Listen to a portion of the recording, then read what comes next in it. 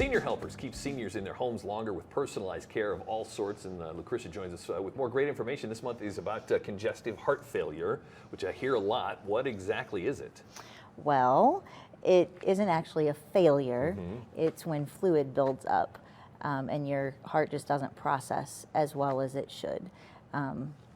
Lyndon Johnson, back in 1964, actually made it the first Heart Awareness Month, and they've just kind of gone from there. So it's just all different types of cardiovascular issues, and CHF, or congestive heart failure, is probably the most common. About 6 million, depends on which site you look at, but the Heart Association says 5.7, so I think that's a pretty reliable one. 6 million, yeah, sure. Struggle with some sort.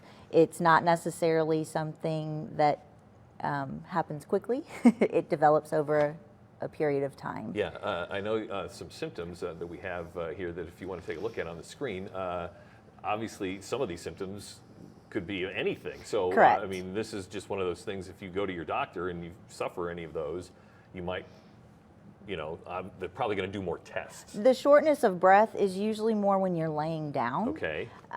So that's something, and that's just because of the fluid building up. Okay. Fluid is typically seen on your ankles, your feet, your legs. So they'll tell you to get your legs in a recliner above your heart, and that helps with this swelling. You also sometimes wear compression socks for that reason. Right. And so,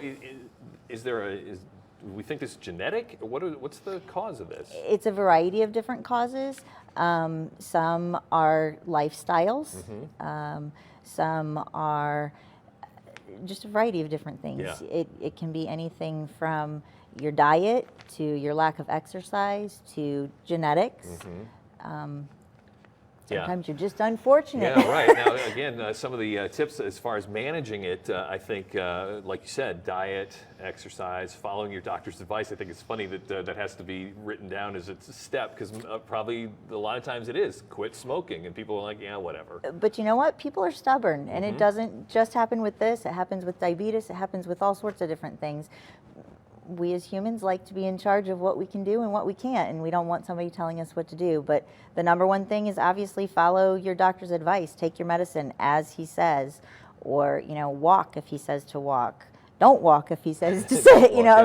Wear your compression hose. The variety of different things that you can do. Sometimes it gets to the point where you actually have to have oxygen on to be able to cope with the lack of breathing. Now, if Senior Helpers is helping the senior in my life stay at home, you obviously have volunteers that are looking for these signs, but then could also help with some of the management of congestive heart failure. Right. I mentioned compression socks. That's something that is difficult usually to put on yourself. We can help get those on and off. We can help monitor your diet and help you make better choices, or at least encourage you to make better choices. We can do the shopping, the transportation, any of those types of things. Yeah, and we always like to say it is a custom, care package, I guess. It is. If somebody needs help once a week, once a day, all the time. Right. It's tailored definitely to each individual. So I would go out and meet with the person and or the family and develop that plan that's tailored to their needs. So whether they need 2 hours or they need 24 hours, whether it's just to recover from a surgery or, a short period of time, we do that as well. So. All right. Always good information with Senior Helpers. If you'd like to find out more about helping the senior in your life stay in their home longer, that's what Senior Helpers is all about. Give them a call at the number